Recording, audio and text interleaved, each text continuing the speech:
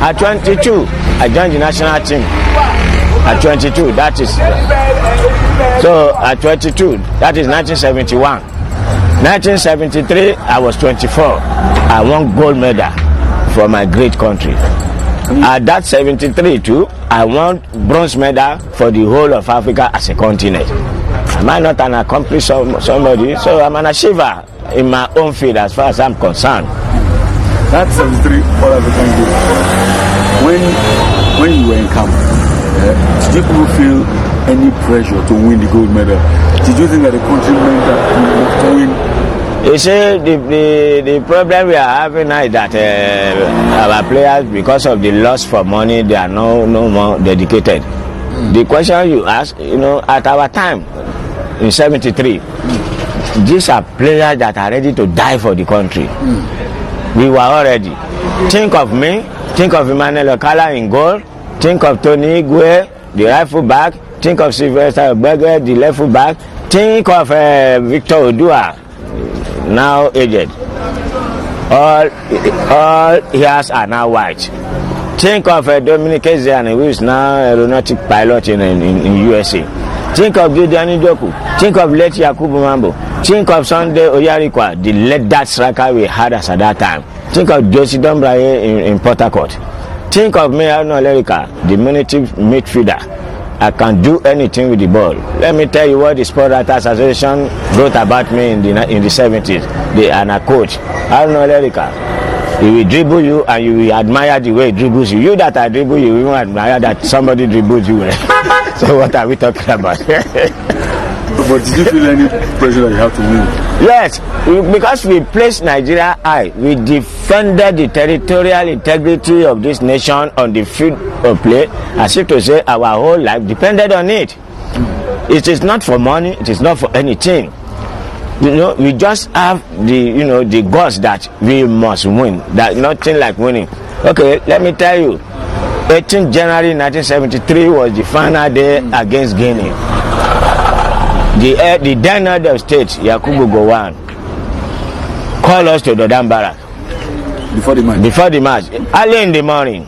You could imagine that a whole head of state calling you, summoning you that it is gold or nothing.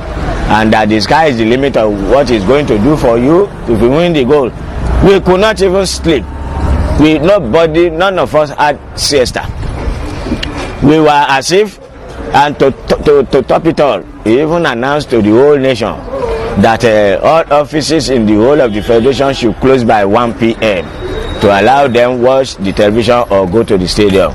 And he asked of what is going on at the stadium around 10 o'clock when we were still with him. I could remember very vividly, Mr. Anima Shaun was the stadium manager by that time. A phony message came in telling the head of state that the stadium gate has already been closed since 10 a.m. Capacity crowd of that national stadium was meant for 45,000 crowds, people. 100,000 plus watched second All Africa Games. They sat up to the tank track, even to inside the field of play.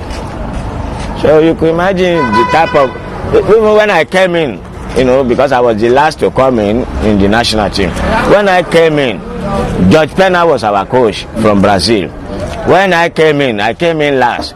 When I saw how the crowds were just swinging as if to say it is water from the beach. It's like ocean. Yeah? I started shedding tears. But the coach summoned my courage, pat me at the back and said, I don't know, it's you that people have come to watch. You just have to play well. And thank God, the second goal that rocked Guinea was from me. We beat Guinea 2-0 through Sunday Oyarikwa. But it was a tailored to measure pass from Arnold Lerika. And sport writers will never forget that pass in their life. I want to ask you about Sunday Oyarikwa because in 73 I wasn't knowing about football at the time. But reading the report of that All African Games, Oyarikwa tended to score. He scored 5 goals in the competition. How good a striker was he? Let me tell you something.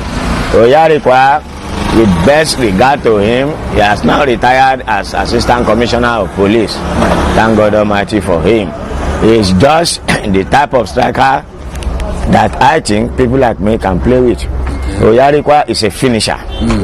Forget about skill. No skill. There's nothing like skill in Oyarikwa. But he knows where to place himself, and he knows where I will give him the ball. He so understands me to the extent that when I'm coming with the ball with my left foot, you see this left foot has been carried by so many aircraft. I cannot name it, Panam, Iberia, and overseas. But we thank God there was nothing like professional football in our time.